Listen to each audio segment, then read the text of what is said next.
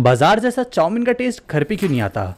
ये सवाल ना हर किसी का है। तो चलो आज मैं आपको इसका रीज़न भी बताऊंगा और रेसिपी भी। तो देखो, सबसे पहले तो सब्जियां काट ली है, जैसे प्याज और शिमला मिर्च, गाजर या फिर पत्ता गोभी भी डाल सकते हो। फिर उबलते पानी में नमक, नूडल्स, तेल तीनों डाल देना है। और नूडल्स उबलने के बाद मैंने एक कढ़ाई में ले लिया है तेल, लगभग 2 बड़े चम्मच। और तेल गर्म करने के बाद मैंने इसमें डाल दिया 1 छोटा चम्मच लहसुन, 1 छोटा चम्मच अदरक और हरी मिर्च। पहले इन तीनों को अच्छी तरह से पका लेना है। वैसे